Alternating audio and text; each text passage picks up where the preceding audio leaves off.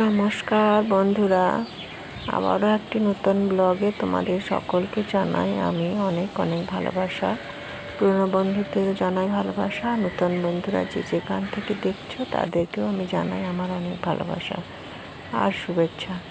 তো দেখতে পাচ্ছ সকাল থেকে শুরু করে দিয়েছি আমার ব্লগটা। তো আজকে আমি আমার জীবনের সবসময় যে ঘটনাগুলো রোজকার যে রুটিন সেগুলো আমি কিভাবে কি করি সেগুলো তোমাদের সাথে শেয়ার করতে চলে এসেছি। তো সকাল যখন 5:30 বাজে তখনই আমি উঠে পড়ি, কারণ আমাদের ওই সামনের গেটের মুখে জল দেওয়ার একটা ব্যাপার থাকে। জল দিই, তারপরে বর হাঁটতে যায়, ও 5:30টায় বেরিয়ে যায়, তার আগেই আমাকে উঠতে হয় আর জল দিতে হয়। আর তোমরা তো যারা আমার রোজ ভিডিও দেখো তারা তো অবশ্যই জানো যে আমার রান্নাবান্নাটা খুব সকালে থাকে, কারণ 8:30টার সময় বর খেয়ে বেরিয়ে যায়, ছেলেও চলে যায়, ওই জন্য রান্নাটা আমার সকালে উঠেই করতে হয় আর তার সাথে জলখাবারও বানাতে হয়। আর তাই জন্য আমি সকাল সকাল উঠি, আর সূর্য যখন পূর্ব আকাশে কেবলে উদিত হয় সেই সময় উঠে একটু ঠাকুরদেরকে প্রণাম করে আসি, আর তারপর আমি লেগে যাই কাজে। ফুলটাও তখনও ফোটে না, যেটা দেখালাম তোমাদের যে জবা ফুলটা, ও হয়তো তখন ভালো হয়ে ফোটেনি। তো এইদিকে আমি চলে এসেছি এখন একটু চা খেয়ে, আর কিছু খাওয়ার টাইম পাই না, ওই সামান্য একটু চা বিস্কুট খেয়ে তারপর লেগে যায় কাজে। তো আজকে আমার প্রথমে হয়ে গেল দেখলে জল খাবারে টিফিন দেওয়ার জন্য একটু লুচি বানিয়ে নিয়েছিলাম, আর তারপরে আমি লুচি আর ভাত দুটোতেই তরকারিতেই খাওয়ার জন্য আমি একটা সবজি বানিয়ে নিয়েছিলাম। ওই যে দেখলে একটু ছানা ছিল, রাত্রে দুধ থেকে গিয়েছিলো, সেটা দিয়ে একটু ছানা বানিয়ে ফ্রিজের মধ্যে রেখে দিয়েছিলাম। আর ওই ছানাটাই আজকে একটু তরকারি করলাম পটল আলু দিয়ে, যেটা ওই টিফিনের সাথেও খাওয়া যাবে আর আমাদের ভাতেও খাওয়া যাবে। আর সেই সাথে হয়েছিল শাক, ডাল আর মাছ ভাজা। তো ওইটুকু দিয়েই বর খেয়ে চলে গেছে, কারণ এত তাড়াহুড়ো করে রান্না করতে পারি না। তো আবার ফিরে এসেছি, এখন উচ্ছে ভাজা, আলু সিদ্ধ মাখা, একটু ছোটো মাছ ভাজা, আর তোমার মাছটা একটু ভাজাই দেওয়া হয়েছিল, কারণ আজকে আর ঝোল বানানোর টাইম পাইনি। এগুলো দিয়েই দিনের বেলায় খেয়ে নেবো, তারপর রাত্রেবেলায় ওই ঢ্যাঁড়স পটল দিয়ে ওই মাছটা ঝোল করব, তাহলে হয়তো গরম গরম খাওয়াবো হবে রাত্রে।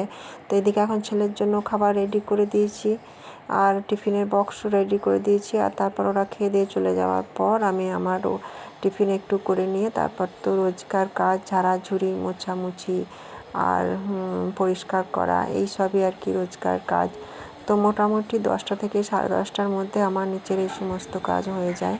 আজকে সমস্তটাই তোমাদের কাছে আমি শেয়ার করব, কারণ সারাদিন তোমরা হয়তো ভাবো যে এত কখন কি করি, এত কবিতায় বা কিভাবে লিখি আর সংসারের কাজ কিভাবে করি। হ্যাঁ, সমস্তটাই তোমাদের কাছে আজকে তুলে ধরার চেষ্টা করলাম। তো যেহেতু আমি সকাল 5:30টার মধ্যে উঠি, আর আমার রান্নাটা মোটামুটি 9:30 থেকে 10টার মধ্যে হয়ে যায়, আর 10:30 হতে হতে সবাই চলে যায়, ওই জন্য সারাদিনটা আমার একাই থাকা। তো ঘরে ঝাড়াঝুড়ি মোছামুছি করতে আমার মোটামুটি 11টা হয়। তারপরকে আমি চলে আসি ছাদ বাগানে।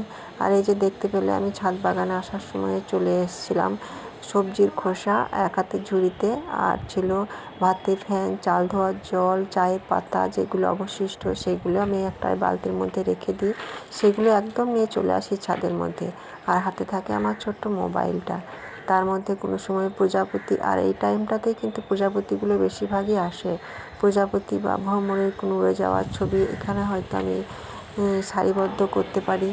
আর তারপর আমি গাছগুলোকে একটু জল দিয়ে একটু পরিচর্যা করি। তো এইভাবে আমার একটু সময় কেটে যায়।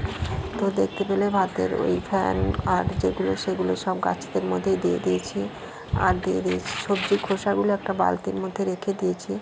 আর তার সাথে দেখো আমি আমার ছাদ বাগানে কত কী গাছ রেখেছি নিম পাতা, দূর্বা, রেখেছি থানকুনি, কালমেঘ, বেলপাতা, তুলসী পাতা, এগুলো সমস্ত কিছু আমার ছাদ বাগানে আমি রাখার চেষ্টা করি। তো কালকে বর একটা গাছের চারা এনে দিয়েছিল, সেটা হলো রেন লিলি, গোলাপি যে ছোট রেন লিলি হয় সেটা আমার ছাদ বাগানে ছিল না, তাই ও অফিস থেকে আসার সময় আমাকে এই গাছটা এনে দিয়েছিল। তো এখন এই গাছটা আমি এখন লাগিয়ে দিলাম, গোলাপি রেন লিলি। আর আবারও গাছগুলোতে আমি একটু করে ওই ভাতের ফ্যান ভালোভাবে দিয়ে তো এই সবজি গাছগুলোতে আমি বেশিরভাগ এই খাবারটাই দিয়ে থাকি। আর এইভাবেই দেখো আমার এই লাল ডাঁটার গাছগুলো কত সুন্দর হয়েছে, কিছুদিনের মধ্যে তোলাও যাবে, খুব হেলদি হয়েছে গাছগুলো।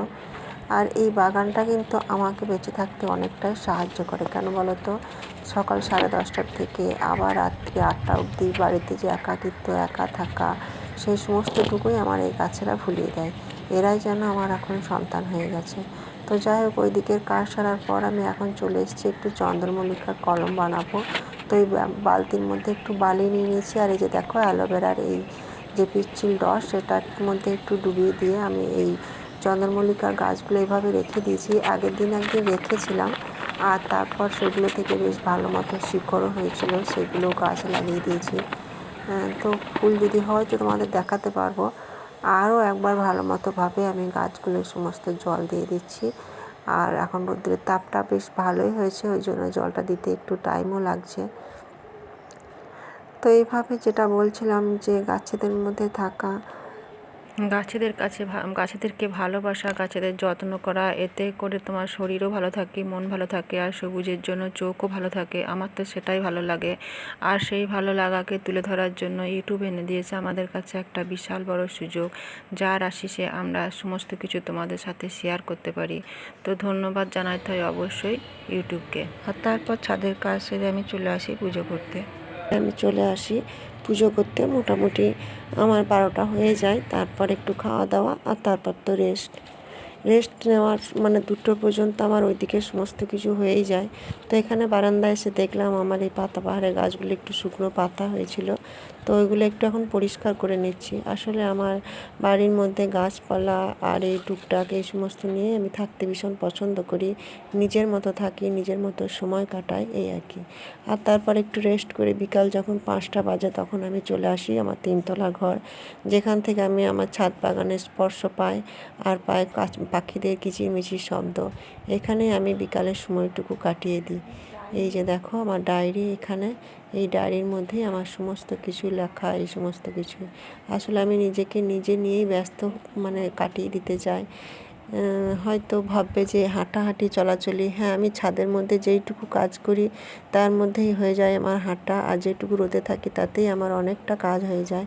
আমার এর জন্য আলাদা কোনো হাঁটা বা চলা কিছু প্রয়োজন লাগে না। যাওয়া হয় হয়তো যখন ছুটির দিন তখন একটু ঘুরে বেড়াই, আর যেটুকু সময় বাড়ির মধ্যে থাকে একা আমার এইভাবেই কেটে যায়। তো দেখো আমার ডায়েরিটা কিংবা কোনো প্রাকৃতিক দৃশ্য যাই দেখি মনের মধ্যে আসে, আর সেগুলো আমি লিখে রাখি। তো এই যে দেখো এইদিকে আছে গল্প, আর পিছন দিকে রয়েছে কবিতা। গল্পগুলো অনেকই বড়, ওই জন্য হয়তো অত তোমাদের সঙ্গে শেয়ার করতে পারি না, আর কবিতাগুলো অনেকটাই বড়।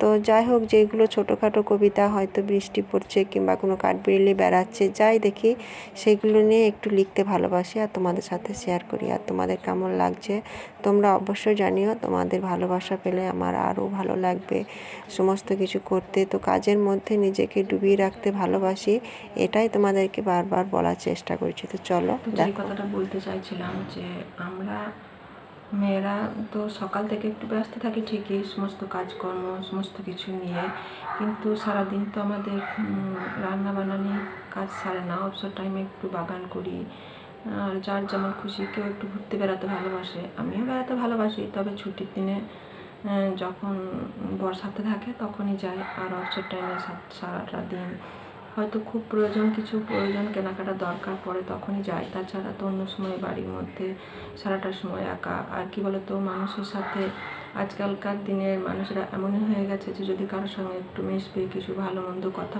মানে তাদের সাথে শেয়ার করবে, তো তারা সব সময় তোমার সুযোগের অপেক্ষায় থাকবে। তার থেকে আমার মনে হয় যে বাড়ির মধ্যে থাকো, কাজ করো, নিজেকে নিয়েই সবসময় ব্যস্ত থাকো, তাতে মনে হয় অনেকটা মানে ভালো থাকা যাবে, অনেকটা সুস্থ থাকা যাবে। আর নিজেকে নিজের মতন একটু টাইম সকলেরই দেওয়া উচিত, সেটা আমার মনে হয়।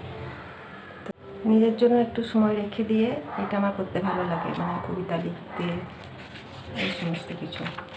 দেখো আসলে কবিতাগুলো একটু বড় বড় হয়, ওই জন্য সবসময় মানে দিতে পারি না। স্ক্রিনে তো ছোট বেশি বড় ধরে না, লিখতে গিয়ে একটু বেশি বড়ই হয়ে যায়, ছোট সবসময় করবো মনে করলেও পারি না।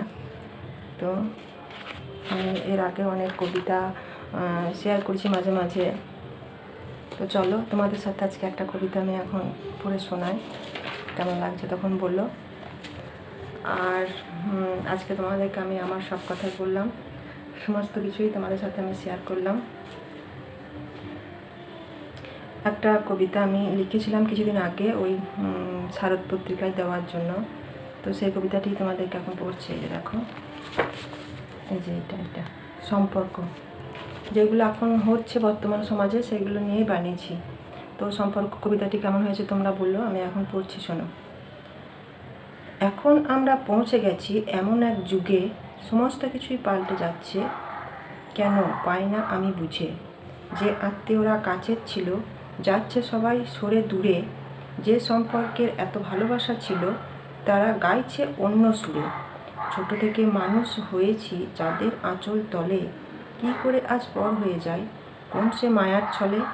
পূজা পার্বণ আসতো যখন মিলতাম সবে একসাথে, এখন কি আর পূজা আসে না, যায় না তারা কি এমন কাজে। বিপদ কিংবা অসুখ এলে আত্মীয়রা থাকতো আশেপাশে, তাদের কাছে পেয়ে অর্ধেক রোগ উঠতো আপনা থেকেই সেরে। মনে মনে স্বপ্ন দেখি, এক মিনিট, চশমাটা পড়া হয়নি, ভুলে গেছি, আসলে সবসময় পড়ি না তো, লেখার পড়তে গিয়ে একটু অসুবিধা হয় আর কি। তাদের কাছে পেয়ে অর্ধেক রোগ উঠতো নিজেই সেরে। মনে মনে স্বপ্ন দেখি, আমরা গড়ব একটি সুখের ঘর, কল্পনা সেই ঘরে বছরের একটা দিন মিলব পরস্পর। একসাথে কাটিয়ে দেব মোরা সকাল থেকে রাত, খাবো দাবো গান গাইব, থাকবে না আর কোনো ঘাত প্রতিঘাত। একতায় শ্রেষ্ঠ বল গিয়েছি মোরা ভুলে, ফিরব সেদিন এক হয়ে ভাই, এক আপন কুলে। আর ছোট্ট একটি কাগজ যেমন মূল্য পায় দামি লেখায়, আমাদের এই সম্পর্কগুলো প্রাধান্য পাবে আমাদের আন্তরিকতায়। তো যাই হোক, আজকে একটু পড়ে শোনালাম, কোনোদিন তোমাদেরকে দিয়ে দেবো মানে ওই ইউটিউবে, সেদিন তোমরা আবার ভালো করে পড়ে নিও। আর যদি ভুল ত্রুটি হয়ে থাকে তাহলে ক্ষমা করে দিও। তো আজকের মতো আসি, সকলে ভালো থেকো। ভালো লাগলে চ্যানেলটা সাবস্ক্রাইব করো, আর লাইক করো, কমেন্ট করো, কেমন লাগছে না লাগছে সেটাও জানিও। আর পাশে থাকা বেল আইকনটি টিপে দিও, যাতে করে আবার পরবর্তী ভিডিওগুলো তোমরা দেখতে পারো। আমার তো ডিসক্রিপশানে লেখা আছে আমি কী ধরনের ভিডিও বানাই, ঘুরে বেড়ানো আর সমস্ত রকমের। তো আজ এই পর্যন্তই, আবার ফিরে আসবো পরবর্তী অন্য কোনো ভিডিও নিয়ে। ততক্ষণ অবধি তোমরা সকলে ভালো থেকো, সুস্থ থেকো। আর আমার কবিতা ভালো লাগলে পড়ো, ছাদ বাগানের ফুলও দেখো। তোমাদেরকে সকলের কাছে আমার অনুরোধ রইল, একটা করে লাইক করো, তাহলে আমার ভীষণ ভালো লাগবে। তো আজকের মতন আসি, নমস্কার।